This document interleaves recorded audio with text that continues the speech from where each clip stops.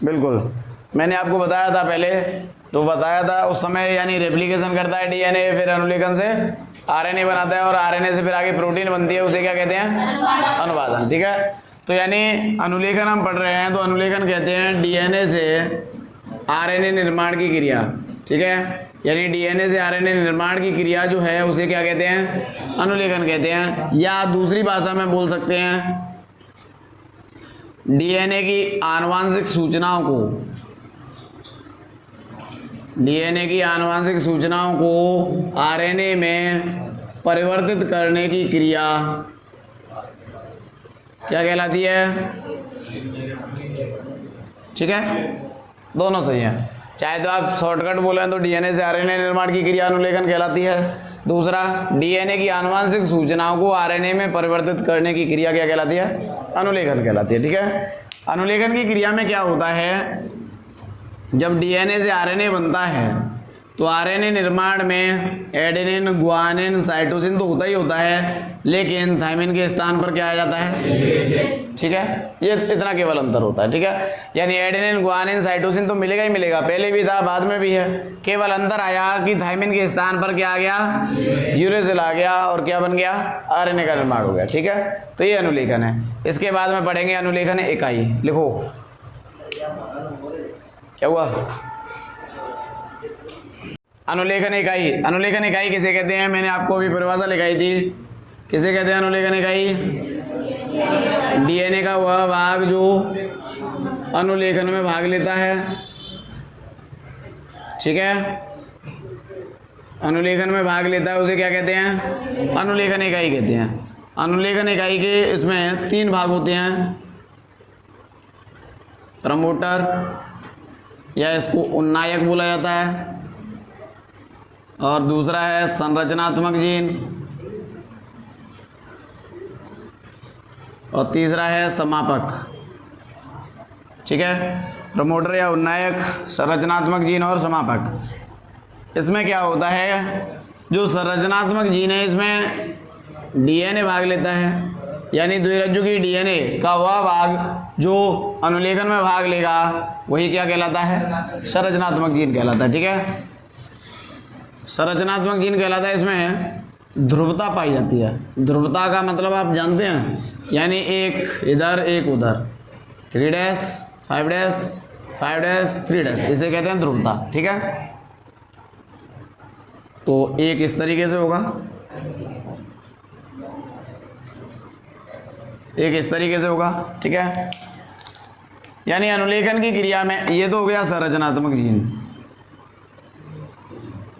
संरचनात्मक जीन। अब जो अनुलेखन की क्रिया में जो भाग लेता है, जो रज्जु भाग लेता है, उसे हम क्या कहते हैं? टेम्पलेट रज्जु। यानी जो रज्जु अनुलेखन की क्रिया में भाग लेता है उसे कहते हैं टेम्पलेट रज्जु, और ये होता है 3' से। क्लियर? क्यों होता है 3' से 5'? बताइए। टेम्पलेट रज्जु 3' से 5' क्यों? 5' से 3' क्यों नहीं है? Why this? ये चो बताओ जल्दी से। ये 5' से 3' क्यों नहीं है? 3' से 5' ही क्यों है? ऐसा क्यों हुआ?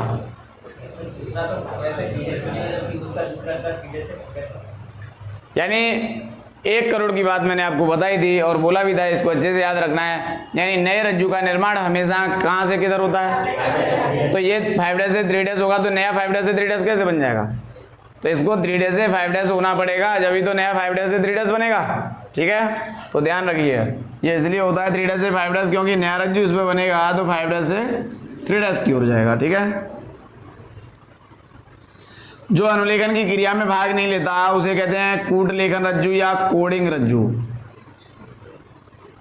जो अनुलेखन में भाग लेता है टेम्पलेट के रूप में कार्य करता है, टेम्पलेट रज्जु कहलाता है। जो अनुलेखन में भाग नहीं लेता है, कूटलेखन में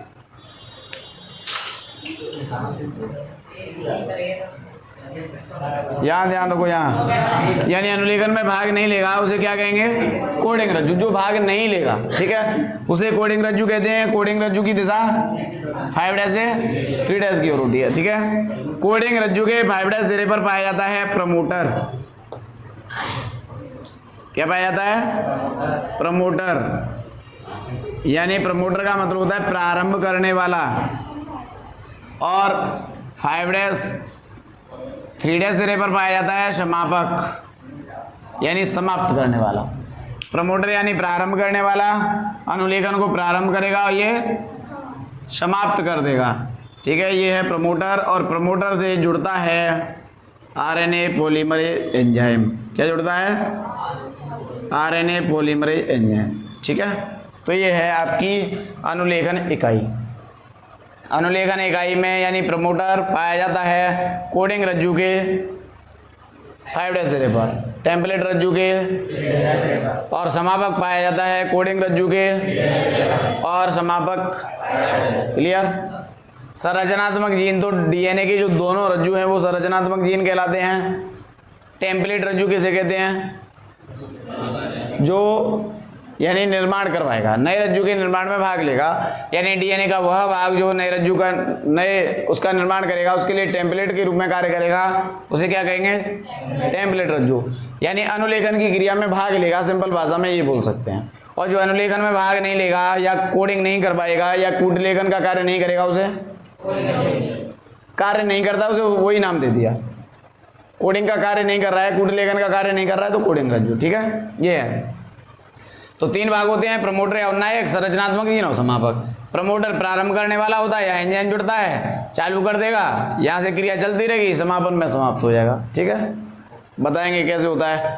प्रोकैरियोटिक और यूकैरियोटिक दोनों में अनुलेखन पढ़ेंगे हम अभी।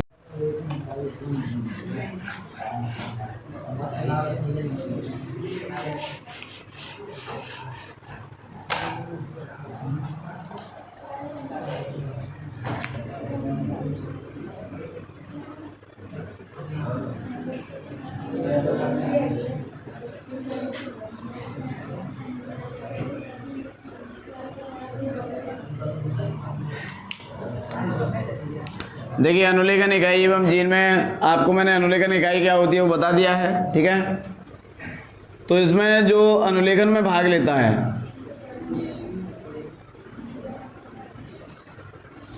यानी अभिव्यक्त होता है, शाबाश, उसे व्यक्तिक कहते हैं या एक्जॉन कहते हैं। और जो कूट लेखन में भाग नहीं लेता उसे अव्यक्तिक कहते हैं या इंट्रॉन कहते हैं। ठीक है, यानी कहने का मतलब ये है कि अनुलेखन इकाई क्या होती है, यानी डीएनए का वह भाग जो अनुलेखन की क्रिया में भाग लेता है, अनुलेखन इकाई कहलाता है। ठीक है, तो भाग लेगा उसे कहते हैं अभिव्यक्त होना, उसके द्वारा नया आरएनए बन रहा है तो उसे अभिव्यक्त कहते हैं। वो जीन जो भाग ले रहा है, क्योंकि ऐसा भी तो है जहाँ भाग नहीं लिया जा रहा है, कूटलेखन नहीं हो रहा, तो जो भाग लेगा उसे व्यक्तिक या एक्जॉन कहा जाता है, जिसके द्वारा यानी निर्माण होगा।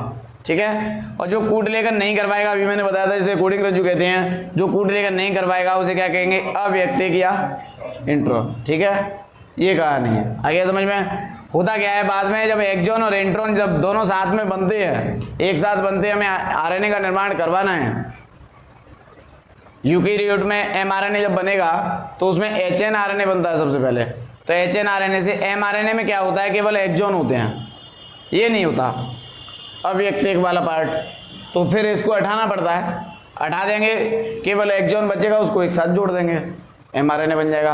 यानी एचएनआरएनए और एमआरएनए में थोड़ा सा ही अंतर होता है कि एमआरएनए में केवल अभिव्यक्त होने वाले खंड होते हैं और एचएनआरएनए में दोनों होते हैं। अब बनाना कौन सा है? एमआरएनए। तो एमआरएनए के लिए क्या करेंगे? इसको हटा दो, उसमें से आरएनए स्प्लाइसिंग करा देंगे, काट के फेंक दिया जाएगा निकाल के उसको, बाकी ऐसे बचा है लैगेज से जोड़ दो, लैगेज एंजाइम जोड़ने का कार्य करता है। आगे समझ में? ये है, तो लिखिए, रिपीट।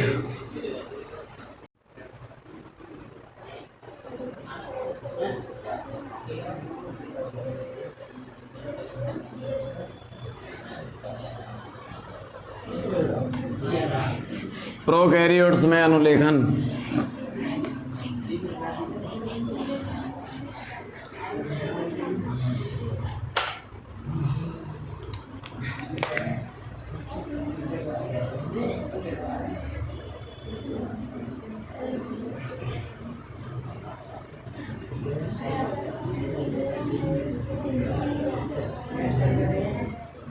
देखिए प्रोकैरियोटिक जीव क्या होते हैं वो आपको बता दिया है, ठीक है, बताने की जरूरत नहीं है बार बार, नहीं तो पता चला कि ज़्यादा होशियार हो गए, ठीक है। नहीं अब नहीं बताएंगे।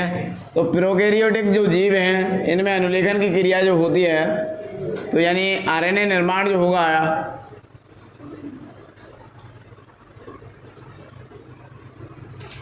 ठीक है, तो इसमें आरएनए पॉलीमरेज एंजाइम होता है, ये भाग लेता है। आरएनए पॉलीमरेज एंजाइम यानी भाग लेता है, यानी अनुलेखन की क्रिया में बहुलीकरण करवाता है। बहुलीकरण का मतलब है अनेक न्यूक्लियोटाइड श्रृंखलाओं को जोड़ते जाना, ठीक है, बहुलीकरण की क्रिया होती है। इसके अतिरिक्त इसमें अल्फा, बीटा, बीटा डैश, एक भी सी नहीं जाएगा तुम्हारा, ओमेगा, सिग्मा, 5 इकाइयाँ भाग लेती हैं, ठीक है। Alpha, beta, beta dash, omega, sigma, ये 5 इकाइयाँ हैं जो यानी अनुलेखन की क्रिया में भाग लेती हैं। और अनुलेखन की क्रिया है वो 3 चरणों में संपन्न होती है। कौन कौन से बताइए, नहीं पता क्या? प्रारंभन, दीर्घीकरण, और तीसरा तो पता होगा समापन, ठीक है। तो 3 भाग लेंगे, सबसे पहले प्रारंभ करवाएंगे, उसके बाद में दीर्घीकरण करवाएंगे यानी न्यूक्लियोटाइड्स को जोड़ते जाना, और उसके बाद में लास्ट में जाकर के समाप्त कर देंगे यानी बंद कर देना, ठीक है। तो सबसे पहले प्रारंभ करेंगे, सिग्मा कारक जोड़ेंगे, आरएनए पॉलीमरेज एंजाइम जोड़ेंगे, प्रारंभ हो जाएगी, फिर दीर्घीकरण कराएंगे, वृद्धि होती जाएगी, फिर बंद करवा देंगे रो प्रोटीन के द्वारा, समाप्त हो जाएगी, ठीक है। और वहाँ पर आरएनए का निर्माण हो जाएगा, नया आरएनए बन के तैयार हो जाएगा। क्लियर? तो अभी देखेंगे डायग्राम के द्वारा। तो अभी तक आपको ये समझ लेना है इम्पोर्टेंट रोल किसका है, आरएनए पॉलीमरेज एंजाइम का।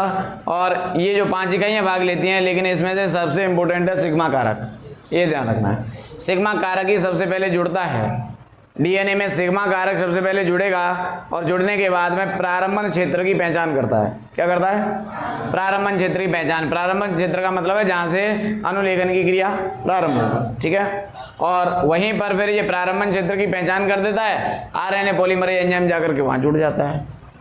पहला कार्य किसका है? सबसे पहला सिग्मा कारक का, उसके बाद आरएनए पॉलीमरेज एंजाइम का, ठीक है। पहले सिग्मा कारक पहचानेगा, उसके बाद आरएनए पॉलीमरेज एंजाइम जुड़ जाएगा और वृद्धि करवाएगा। आ गया? क्लियर? समझ में? कजू नहीं करेंगे, पहले बनाएंगे डायग्राम।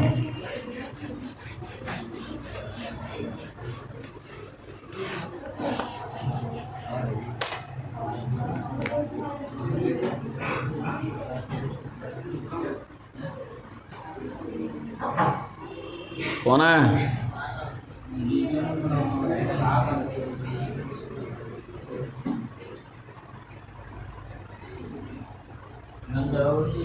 वही मैं देख रहा था, सोच रहा था 4 बनाए हैं, कोशिश करके देख लूं हो सकती है क्या, पर कोशिश हुई नहीं है।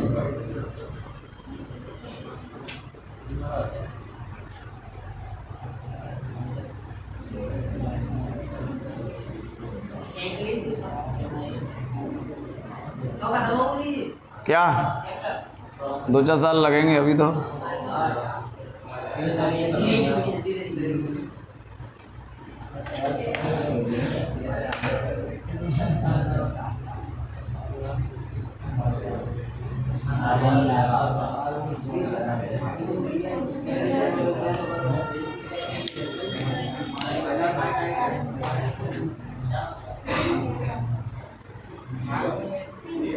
मैंने आपको पहले ही बोला था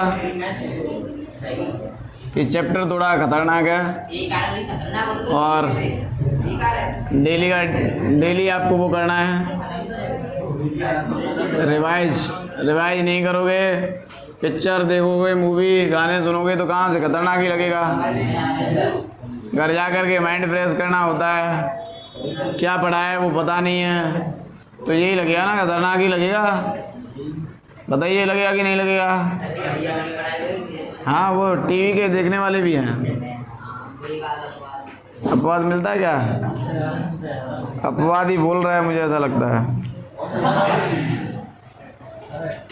सिग्मा कारक, इसमें सिग्मा कारक है, ठीक है, और उसके ऊपर से है आरएनए पॉलीमरेज एंजाइम।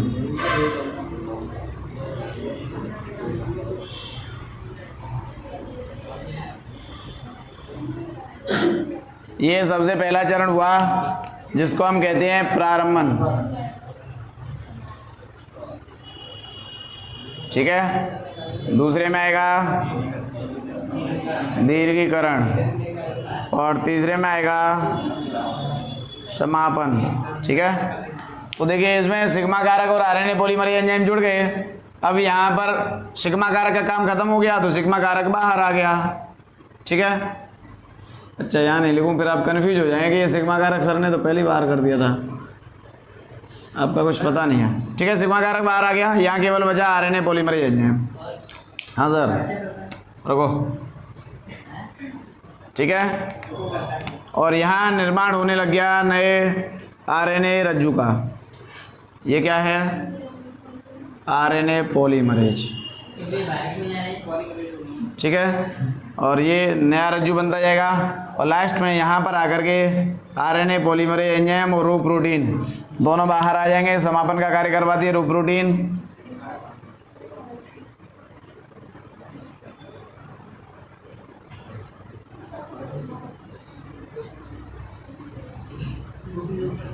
ठीक है, ये हो गया समापन। देखिए क्या हुआ क्या? सबसे पहले ये आपका डीएनए है। डीएनए में मैंने आपको बताया कि सबसे पहले प्रारंभन होगा। प्रारंभन में क्या होता है कि यानी जो 5 इकाइयां हैं उनमें से सिग्मा कारक सबसे पहले डीएनए से जुड़ता है और उस क्षेत्र की पहचान करता है जहां से अनुलेखन क्रिया प्रारंभ होती है। उसे प्रारंभन या प्रेरक बिंदु कहते हैं। क्लियर? वहां जाकर के सिग्मा कारक जुड़ जाता है। काम खत्म सिग्मा कारक का। यानी सिग्मा कारक ने क्या किया? डीएनए से जुड़ा और जुड़ने के बाद में उसने एक क्या किया? अनुलेखन क्रिया कहाँ से प्रारंभ होगी, यानी प्रारंभन क्षेत्र की पहचान की। क्लियर? अब प्रारंभन क्षेत्र की पहचान कर ली, उसके बाद में आरएनए पॉलीमरेज एंजाइम तैयार बैठा था, वो बोला कि पहचान कर ही लिए तो आ रहा हूँ, ये भी आकर के जुड़ गया। ठीक है, तो सिग्मा कारक जहाँ पर प्रारंभन क्षेत्र था वहाँ फिर क्या जुड़ गया? RNA polymerase enzyme. ठीक है, आरएनए पॉलीमरेज एंजाइम में 2 क्षेत्र होते हैं, एक होता है प्रारंभन क्षेत्र और एक होता है दीर्घीकरण क्षेत्र। मैं लिख रहा हूँ या पर नोट नहीं करोगे आप इसको इस तरीके से। प्रारंभन क्षेत्र और दूसरा क्या होता है? दीर्घीकरण क्षेत्र। तो सबसे पहले क्या करवाएगा? अनुलेखन को प्रारंभ करवाएगा। प्रारंभ का कार्य कौन करेगा? आरएनए पॉलीमरेज एंजाइम भी। फिर चलता रहे थोड़ा, यानी न्यूक्लियोटाइड जुड़ते रहे, वो भी कौन कार्य करेगा? आरएनए पॉलीमरेज एंजाइम भी। ठीक है, इसमें 2 क्षेत्र हैं, प्रारंभ भी खुद ही करवाएगा और दीर्घीकरण भी खुद ही करवाएगा। ठीक है, इसमें जब लगभग 10 न्यूक्लियोटाइड जुड़ जाते हैं, लगभग 10 न्यूक्लियोटाइड जुड़ जाते हैं, 4 एक में जुड़ जाते हैं, तो आरएनए पॉलीमरेज एंजाइम अलग हो जाता है। ठीक है, यानी लगभग इस श्रृंखला में 10 न्यूक्लियोटाइड जुड़ जाएंगे तो आरएनए पॉलीमरेज एंजाइम बाहर आ जाएगा। और ये बाहर कैसे आता है? एक रो प्रोटीन होती है, रो प्रोटीन आरएनए पॉलीमरेज एंजाइम से जुड़ जाती है। जहाँ समापन मैंने बताया था अनुलेखन इकाई में, समापन की जगह पर प्रोटीन पाई जाती है। समापन का कार्य रो प्रोटीन के द्वारा होता है, इसलिए इसे बोला जाता है रो प्रोटीन आधारित समापन क्रिया। क्या कहते हैं? रो प्रोटीन आधारित समापन क्रिया, क्योंकि ये रो प्रोटीन है, ये आरएनए पॉलीमरेज एंजाइम से जुड़ जाती है, इसको बाहर फेंक देती है। ठीक है, अब डीएनए से अलग कर देती है, तो अलग हो जाएगा, तो क्या होगा? अनुलेखन क्रिया बंद हो जाएगी। ये होता है समापन। क्या होता है? समापन। ठीक है, बाहर क्या है? तो आवाज़ तो देखना थोड़ी होता है, देख के आती है आवाज़, तो वैसे ही आ रही है। शायद दिखती हो आपको किसी के रूप में, तो अलग बात है। तो देखिए इधर प्रारंभन, दीर्घीकरण और समापन। यहाँ पर यानी जुड़ने की जो न्यूक्लियोटाइड्स को जुड़ने की दर बहुत अधिक होती है, 40 न्यूक्लियोटाइड प्रति सेकंड जुड़ते हैं। ठीक है, यानी बहुत जल्दी जल्दी जुड़ते हैं। अब 40 न्यूक्लियोटाइड प्रति सेकंड जुड़ेंगे तो आप सोच सकते हैं कि कितना कम समय लगता होगा। ठीक है, ये है। तो समझ में आ गया तीनों क्या है, क्या प्रक्रिया है। इसके बाद में लिखाऊंगा मैं फिर प्रारंभन, दीर्घीकरण और समापन को, इसलिए एक बार फिर से समझ लो। प्रारंभन में क्या होता है, यानी एकदम सही तरीके से बैठा करो, ऐसे बैठ जाते हो किसी शोक सभा में आए हुए हैं, और पता नहीं क्या चल रहा है। थोड़ा एनर्जेटिक रहा करो भाई, ढंग से बैठा करो, थोड़ा ध्यान जब से लगे। देखो विष्णु सोनी को क्या है, सीधे नहीं बैठा जाता तो खड़ा होके पढ़ा रहा हूँ भाई। देखिए तो डीएनए में सबसे पहले प्रारंभन में क्या होगा, प्रारंभन में सबसे पहले यानी सिग्मा कारक है वो डीएनए से जुड़ेगा तो और प्रारंभन क्षेत्र की पहचान करेगा। ठीक है, पहचान करने के बाद में आरएनए पॉलीमरेज एंजाइम जुड़ जाएगा। इसमें दो क्षेत्र पाए जाते हैं, प्रारंभन और दीर्घीकरण। क्लियर। इसके बाद में फिर दीर्घीकरण आएगा। इसमें क्या होता है, आरएनए पॉलीमरेज एंजाइम विकुंडलन करता रहता है, आगे की तरफ जाएगा, डीएनए का विकुंडलन होगा, पीछे से पुनः कुंडलन की क्रिया होती जाती है। विकुंडलन का मतलब दोनों श्रृंखला अलग अलग होना और कुंडलन का मतलब दोनों श्रृंखला आपस में। क्लियर। तो आरएनए पॉलीमरेज एंजाइम आगे विकुंडलित करता जा रहा है, यहाँ से विकुंडलन हो गया, यहाँ आ गया, ये फिर से जुड़ गया, कुंडलन हो गया इसका। ठीक है, तो ये बन गया इतना। इसमें ऐसे ही आगे बढ़ता जाएगा, ये बनता जाएगा और यहाँ पर जाकर के क्या पाया जाएगा, रो प्रोटीन। रो प्रोटीन से ये जुड़ जाएगा, रो प्रोटीन इसको बाहर निकाल देगी, खत्म, अनुलेखन बंद हो गया। ठीक है, तो यानी इसमें 40 न्यूक्लियोटाइड प्रति सेकंड जुड़ते हैं, 10 न्यूक्लियोटाइड जुड़ जाते हैं, उस समय इसको बाहर निकाल दिया जाता है। ठीक है, तो इस तरीके से समापन में क्या होता है, रो प्रोटीन है, इसका समापन करेगी इकोलाई जीवाणु कोशिका में। तो इसलिए पूछा जाता है इकोलाई जीवाणु कोशिका में अनुलेखन का समापन कैसे होता है, किस पर आधारित होता है। तो आपके उसमें एक ही आंसर होना चाहिए, रो प्रोटीन आधारित। किसके द्वारा होता है, रो प्रोटीन आधारित। ठीक है, छापो। इसमें जो आरएनए पॉलीमरेज एंजाइम है ये 3 प्रकार के होते हैं, आवाज नीचे निगाहें ऊपर। RNA polymerase first, RNA polymerase second और आरएनए पॉलीमरेज थर्ड। ठीक है, यानी आरएनए पॉलीमरेज फर्स्ट, सेकंड और थर्ड, 3 एंजाइम है। आरएनए पॉलीमरेज फर्स्ट क्या करता है, मैंने आपको बताया 3 प्रकार के आरएनए बनते हैं। कौन कौन से आरएनए बनते हैं, ठीक है, खत्म हो गई क्या।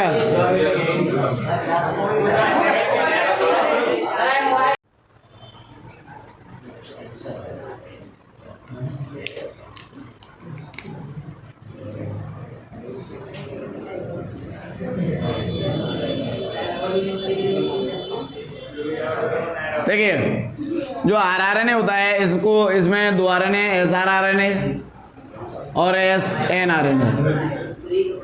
एमआरएनए, एमआरएनए से पहले एचएनआरएनए का निर्माण होता है और टीआरएनए यहाँ पर 28S, 18S, 5.8S।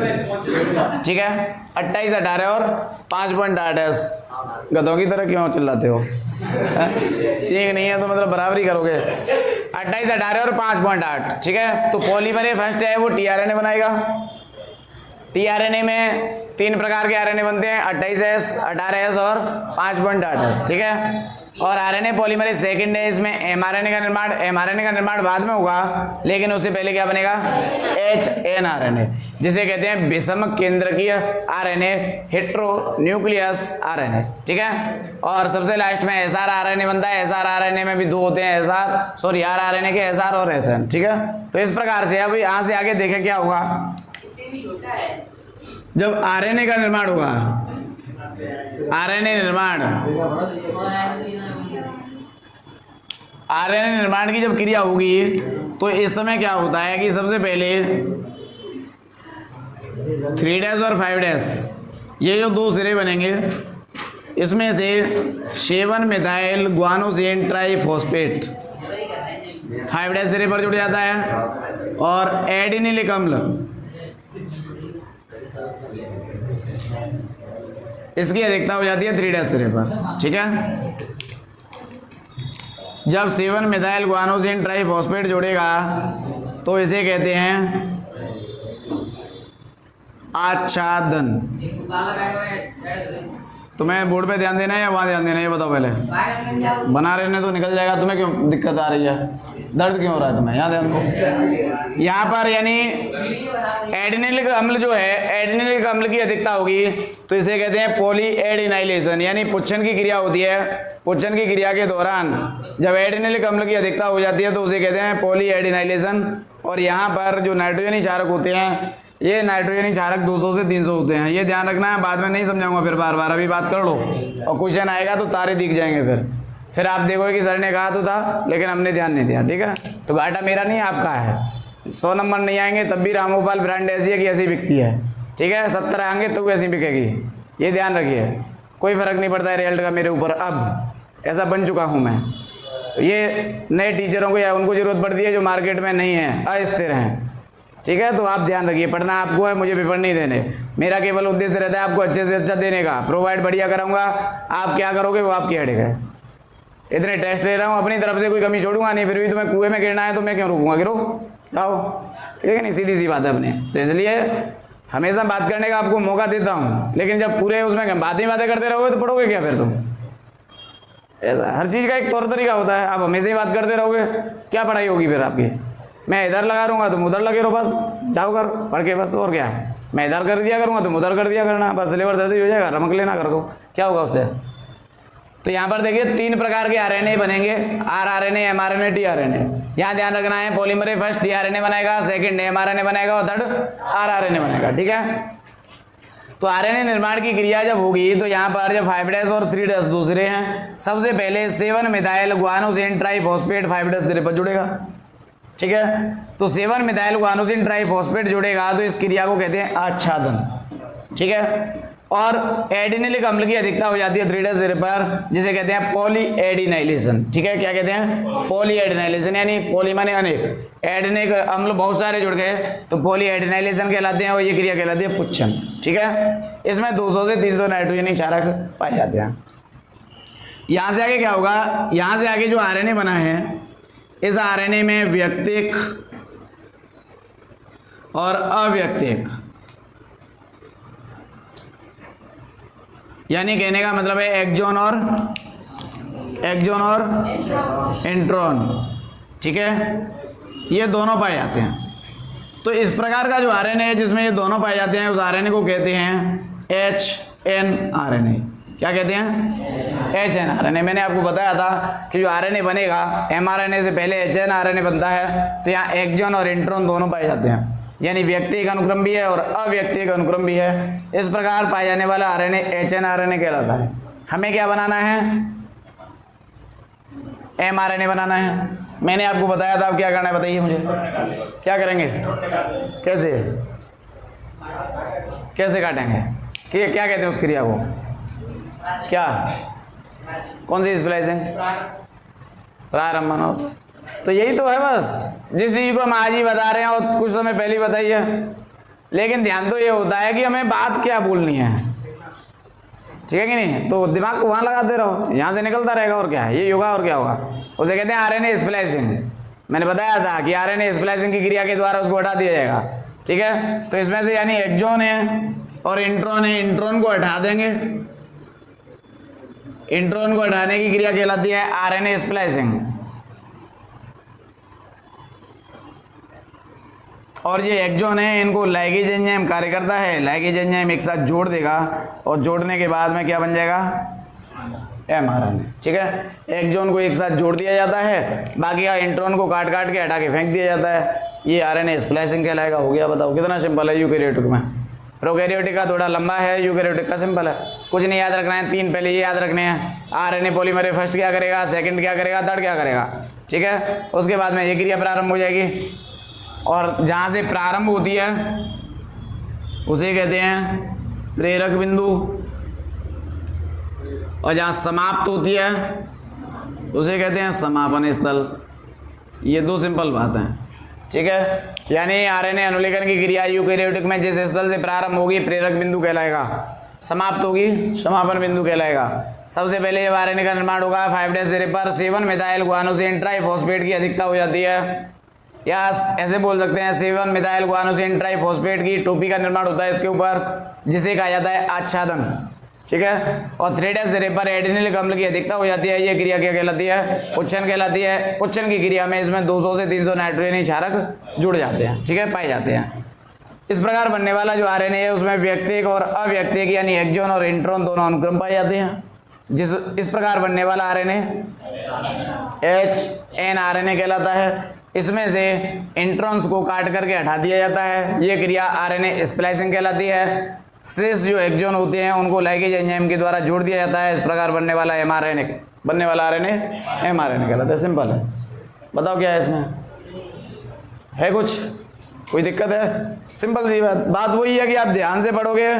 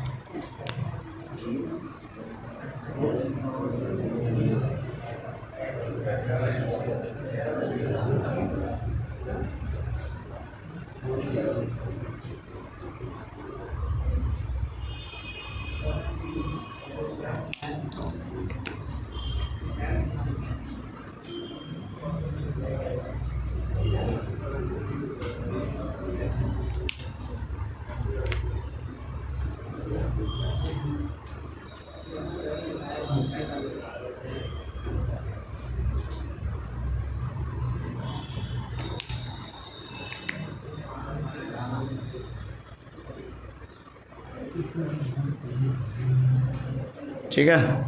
इस प्रकार से बनेगा। और ये है HNRNA, ठीक है। यानी इसमें DNA में चल रहा है, अनुलेखन की क्रिया चल रही है। तो यहाँ पर क्या होता है, यहाँ से जो बनेगा RNA नया, उसमें व्यक्तिक और अव्यक्तिक यानी एक्सॉन और इंट्रॉन दोनों पाए जाएंगे। मैंने आपको बताया था यूकेरियोट्स में केवल एक्सॉन की आवश्यकता होती है, mRNA में इंट्रॉन की आवश्यकता नहीं होती, ठीक है। तो यहाँ से जो RNA बना, इसके 5' सिरे पर 7 मेथाइल गुआनोसिन ट्राइफॉस्फेट जुड़ गया और 3' सिरे पर पॉली यानी पॉलीएडिनाइलेशन हो गया, ठीक है। यहाँ से ये HNRNA बन गया। यहाँ पर क्या है, जो आपको ये दिखाई दे रहा है, ये वाले भाग हैं, इसको तो कहते हैं इंट्रॉन्स, और ये भाग है ये एक्सॉन कहलाते हैं। अब क्या किया इसमें से, यानी RNA स्प्लाइसिंग करवाया, इसको कटवा दिया, बीच बीच में से ये इंट्रॉन है इसको काट दिया, और इंट्रॉन्स काटने के बाद में जो एक्सॉन थे वो एक्सॉन को एक साथ जोड़ दिया और क्या बन गया, mRNA। ये सिंपल प्रोसेस है, ठीक है। छाप लो।